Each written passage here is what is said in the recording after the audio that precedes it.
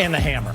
Well, Rob showed this in the 360. That was all created by Marc Gasol. You know, his effort to kind of force McCollum right there to try to split that, ran him right into LeBron James for the easy slam. Team D. That's good, though. You know, the thing about Marcus, he's a really good defender. He knows positioning. He knows the angles, and that's what he uses to his best ability. KCP scored 14 points in the loss, making 4 of 5 from 3. Speaking with Allie Clifton.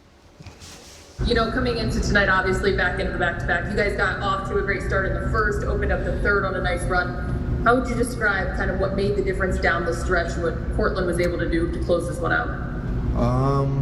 I think what Portland did, they turned up their intensity, you know, the pressure.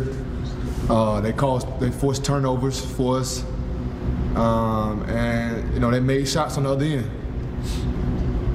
When it comes to obviously making shots, you got a guy like Dame that you guys are all accustomed to, and CJ. How does it change the game plan when you got a guy like Gary Trent finding his rhythm in which he did tonight, 28 off the bench?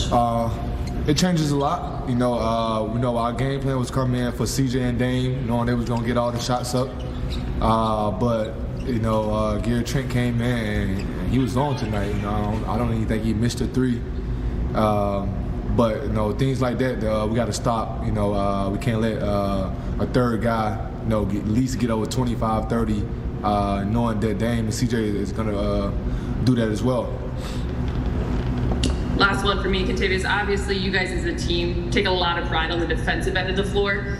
We know, of course, a shortened off-season, not a whole lot of time in training camp. How would you describe kind of where you guys are on that end this early in the season, and kind of where you guys need to evolve the most? I feel like our communication need to get better. You know, we still lack that on the defensive end because new guys, you know, trying to figure it out and stuff like that. I mean, but I feel like it's our chemistry is building fast, you know, as we expected. You know, we still learning each other, but you know, we just look forward to just getting that chemistry together. All right, Rob, you're up again. Little Access 360. Yes, you are. Again, we're going to run it back with LeBron all-around game. You know what? Sometimes you got to do it 3 times. Trying you know to get you some shots up. Oh, I know, man. You know, give me the rock, man. Give me the rock. All right, I got a little 3-6 showing LeBron had an all-around game early in the stage on a back-to-back, on a ball maker. Right here, you see LeBron just waiting. You know what? He's reading the defense. All eyes are on the ball. All eyes are on KCP. LeBron has a clear path to a back door. He doesn't see him, but you know he's in position for a rebound. Boom, tap in right there.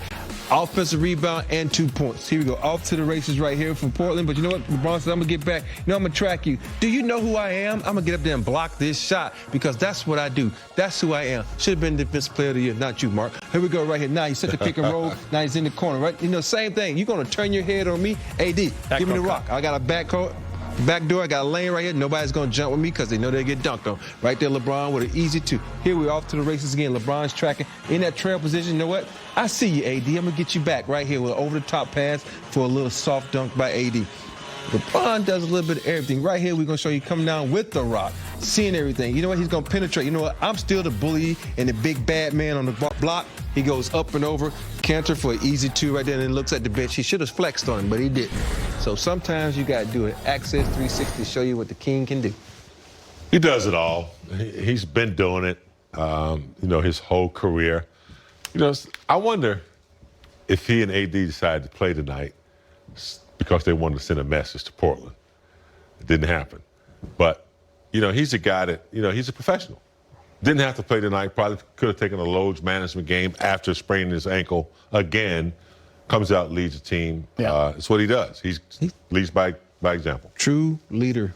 True guy that runs the team and shows you, hey, I'm not going to be about it. I'm going to show you about it. 999 consecutive games with 10 or more points. 1,261 total, 4th all-time. Dennis Schroeder continues to impress in a starting role, scoring 24 points in 36 minutes. More post-game reaction. We came out with great energy, obviously, and you know, sort of jumped on them, built up that early lead. You know, we just weren't able to sustain it. You know, for whatever reason. Portland's a very good team, and you know they made their counters with their energy and made their runs. And you know, when they made their runs, we just weren't able to sustain the energy we began the game with.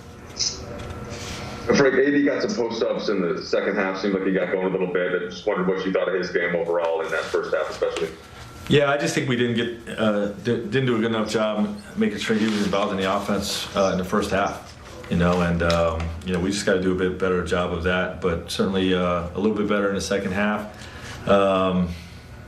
Just one of those nights we were kind of stuck in mud a little bit. I don't know if because we played last night or whatever. But after we came out strong to start out of the gates, just had trouble sustaining that energy and intensity.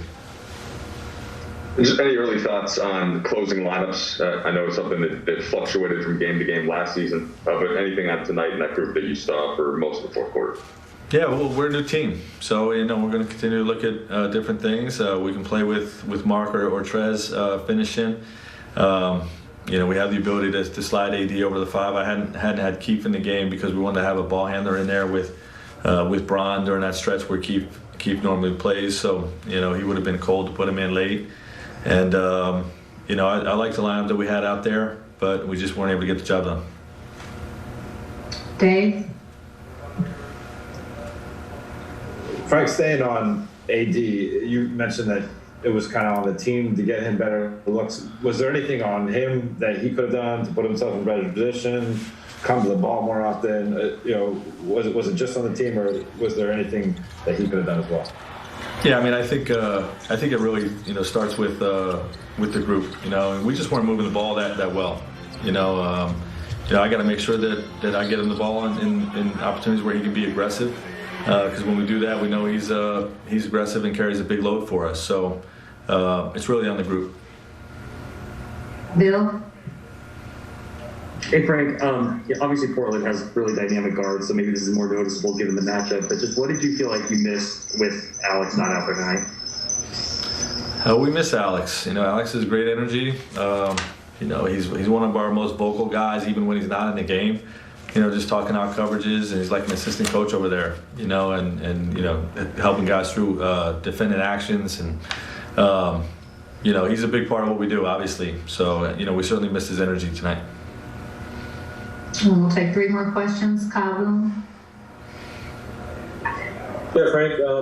Just Marc Gasol seemed like he had some good defensive moments, but didn't make the passing influence he had. And Trez, it seemed like he was still trying to find his scoring self even late into the game. What's sort of the balance of trying to find some of those key situations where each guy can play, and then how did you tonight sort of make a grade on choosing which of those guys to put in the closing lineup? Yeah, we're going to have the ability to go with either one of those guys or to slide AD at the 5 like we talked about. And, we just, obviously Trez had a strong night last night. I liked his ability, with what they were doing defensively, with Trez being able to flash to the rim on AD's post-ups, or with him rolling in the pick and roll game, but that group just wasn't able to get the job done. Like I said, it's early in the season. We'll continue to look at a lot of different combinations. Last 2, Jovan. Hey, Frank. You guys had to play up in your pick and roll coverages because of Dame and CJ's ability to shoot off the dribble. I'm curious how you felt the bigs did in their defensive coverages, as well as in the fourth quarter, and maybe some of those breakdowns. Yeah, I thought they were pretty good for the first time in our scheme. Like I said, we haven't had a whole lot of practice time. Obviously, what we did in the playoffs, you have a whole 2 weeks to lock into one opponent. This is the second night of back-to-back, so there's not a lot of reps for new guys to get involved. But I thought they did a good job. I think the bigger thing more than Dame's going to be Dame. CJ's always tough to guard, but we didn't get Gary Trent under control. I think that was one of the biggest things with the bench. He came in and lit us up, and if you look at the box score, that's where the separation really existed. In a from a plus-minus standpoint is their bench combinations, not just their bench, because obviously Dame or CJ's out there just like we have LeBron or Anthony out there, but those minutes is where they sort of separated themselves.